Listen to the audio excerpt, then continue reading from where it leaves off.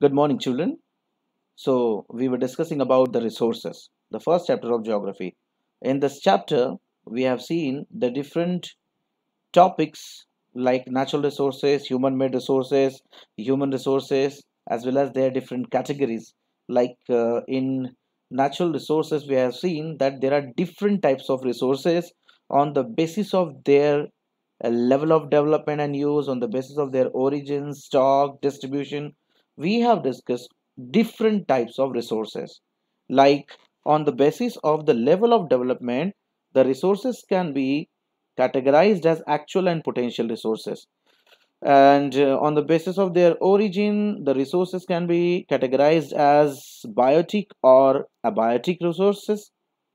On the basis of their exhaustibility or on the basis of its stock, the resources are further categorized as renewable and non-renewable resources. So, on the basis of this, the non-renewable resources are the resources which are whose quantity is limited on the earth, and the renewable resources are the resources whose quantities are unlimited, or we can use it again and again. So, all these things we have seen, as well as we have also tried to understand the resources on the basis of distribution. On the basis of distribution, resources are classified as or categorized as ubiquitous or localized. Ubiquitous resources are the resources which are present everywhere, like air, and the localized resources are the resources which are available at certain places or in some pockets of the earth, like coal, copper, iron ore. These resources are not present everywhere. These are available on certain places, and therefore these all the resources are called as the localized resources. And after this, we have also tried to understand the human made resources. See, the human made resources are the resources which have been made by the people or created by the people, and therefore these all the resources are called as the human made resources. See, the human made resources are made by the people, but for making these human made resources, the people have taken, or the humans have taken, the natural resources. See, for example, if we want to make a building, building is a human made resource. For making the building, we require the brick, we require the cement, we require the iron. So, if we want to make the brick, for making the brick, we require the clay, and clay is naturally available on the earth. So, what the people do? People take the natural resource in the form of clay, and after processing it they convert it into the brick, and then they make the building. So, therefore, here it is said that sometimes natural substances become resource only when their original form has been changed. Like the original form was the clay, and the changed form is the brick.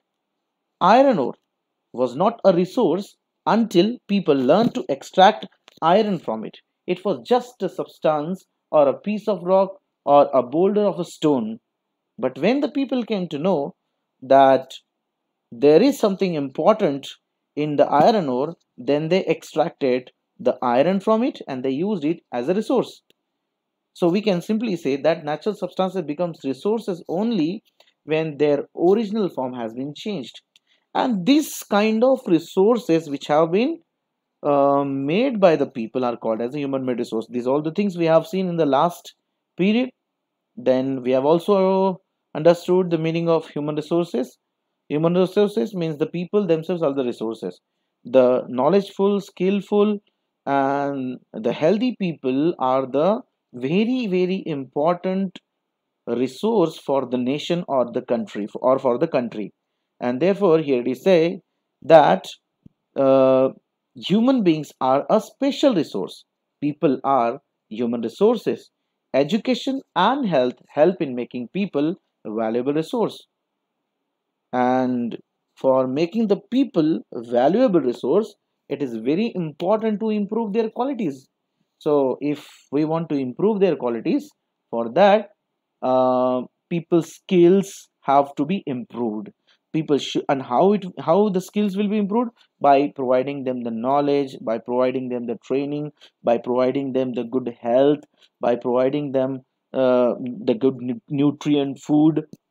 And these all the processes in which the quality of the people's skills are improved is called as the human resource development.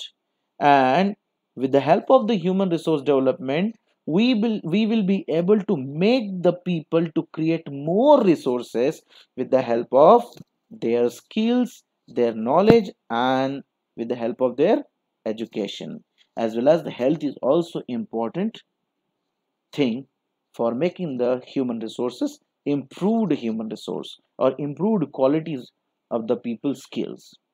Now today, the another topic we are going to see is conserving resources. See, as the population of the world is increasing day by day, the stress over the different types of resources are also increasing. And as the stress over the resources is increasing, we can say day by day the resources are getting depleted from the earth. The over exploitation of the resource is the basic reason behind that, behind the depletion of the resources. So why these all the things are happening? It is just because of increasing population of the world. If there will be control over the population, then automatically the resources will be conserved. But the problem is what? The population of the world is increasing day by day.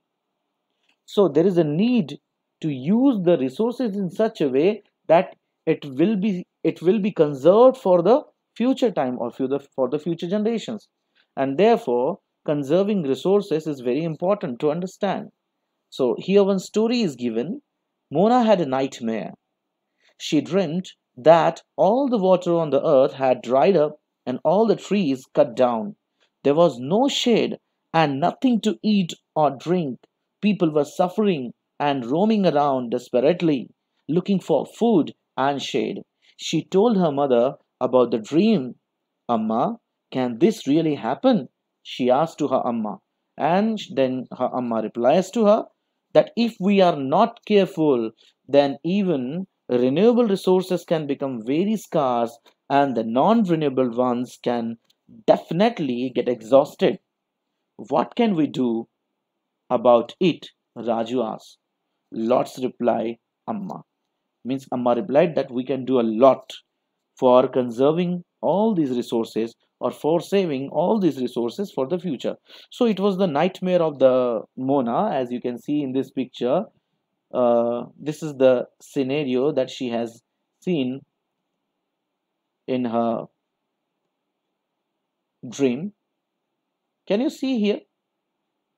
Can you see the animals are dead, their skeletons are spread everywhere, as well as you can see the trees are not there.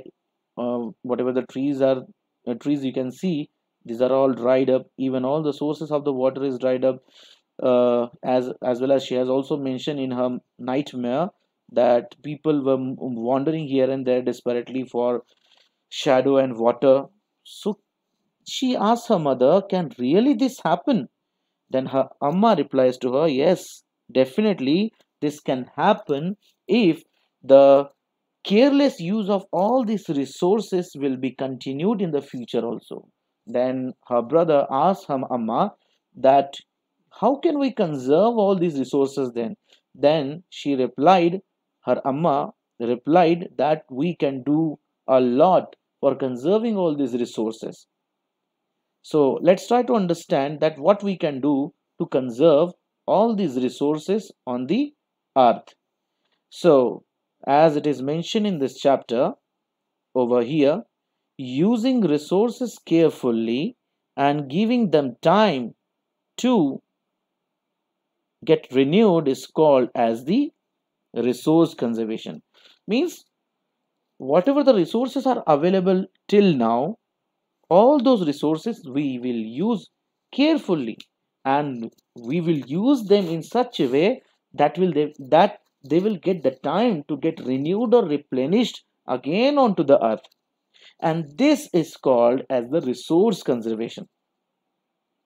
Using the resources carefully and giving them time to get renewed. This is called as the resource conservation.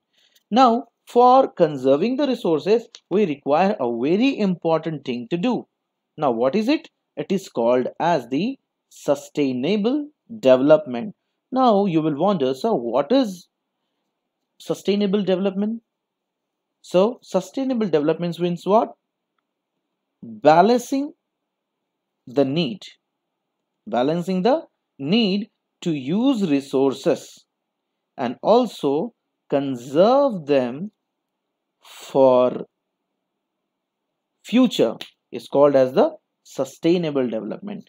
Now here some of the very important keywords are given, that is balancing the need to use resources and conserve them for the future is called sustainable development. In a easy language, if we will say that balancing the need means what? Whatever the needs are there, our needs are there, we will control over our needs. Means if we will take the example of the chapati available at our home, there are four chapatis and there are two people, three people are there in our home. So if we have the hunger of three chapatis, but there are only four chapatis, so in place of having all these three chapatis, we will have only two chapatis. So in this way we have balanced our need. Okay, and when the another two people are coming and they, if they are also hungry, they will also get one chapatis.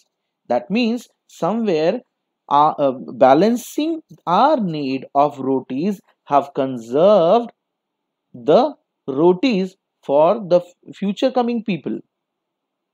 I hope that you are getting my point.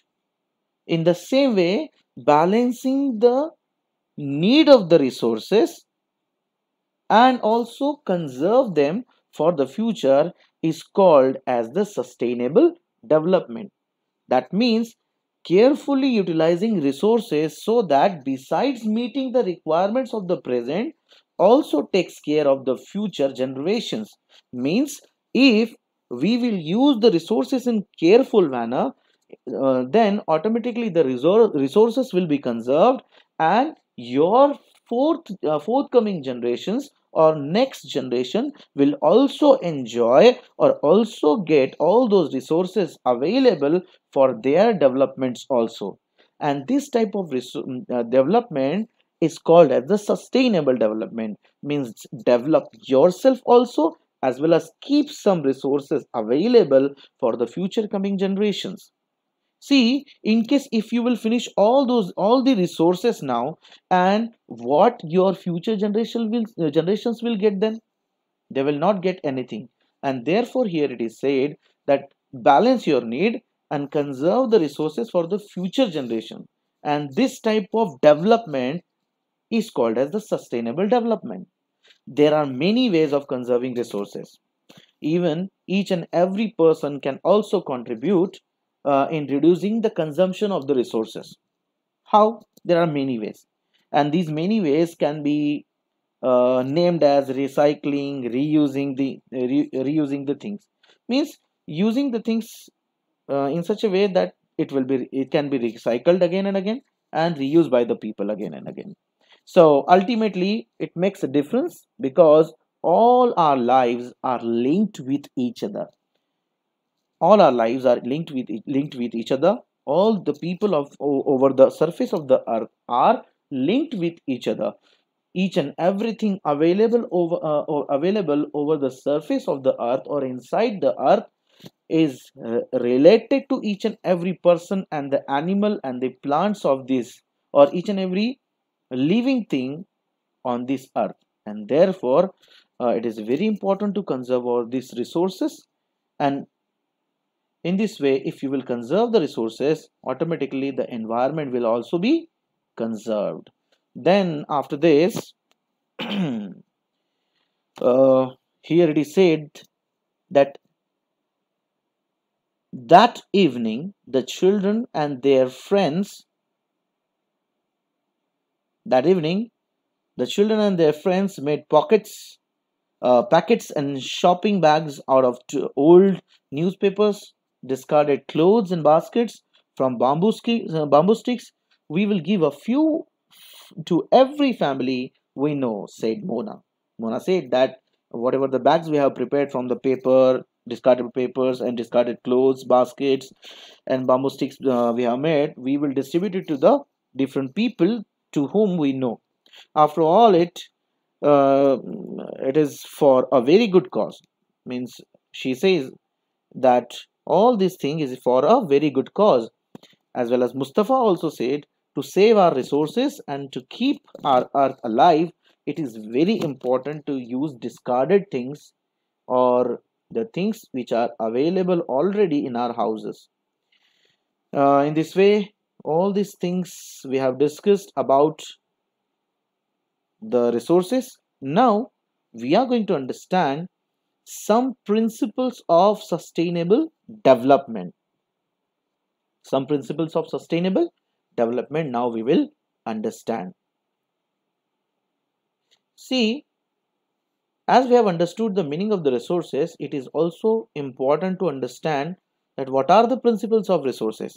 First, respect and care for all forms of life.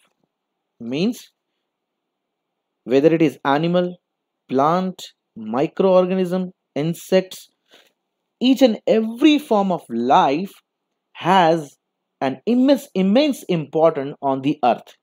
And you know very well, you know the concept of ecosystem.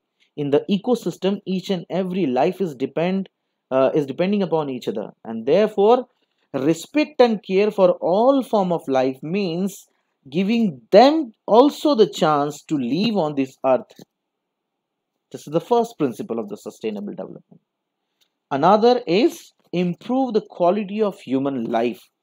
Now you will say, sir, improving the quality of human life means to get the luxurious things and all that. No, but even I will say that in place of using the luxurious things in the life, we should try to live our life in favor of the environment, in favor of less consumption of the resources, and in this way the quality of the human life will be improved. Again, the meaning of this is means what? Providing them with the awareness about the environment, about the resources, about their limitations, about their consumption, about their about we can say limiting the needs or balancing our needs so that the resources will be available for the future also. After this, conserve the earth's vitality and diversity. Means whatever the things are available onto the earth, we should not disturb any of them, or we should not finish any of that. For example, you know very well, there are different species of the animals, there are different species of the plants as well as the vegetables or vegetations. So we should conserve earth's vitality and diversity. Then only we will be able to develop ourselves sustainably. Next, minimizing the depletion of natural resources. Means whatever the rate of depletion of the natural resources is there right now, we should minimize that. If we will minimize the depletion of natural resources, automatically the resources will be conserved for the future. And how it is possible? It is possible with the help of controlling our population or balancing our needs.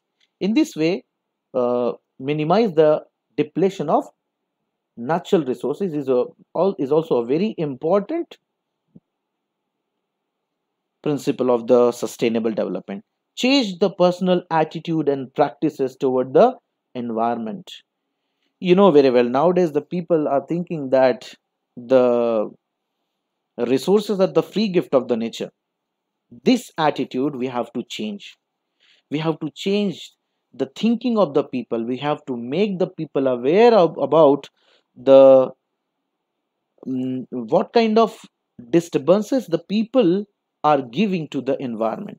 And if we will do that, automatically the attitude of the people will change and their practices toward the environment will also improve. Nowadays, you know very well that for developing uh, developing the buildings, for developing the roads, the large number of trees are cutting down, or the people are hunting the animal, or people are poaching the animals without just for their fun.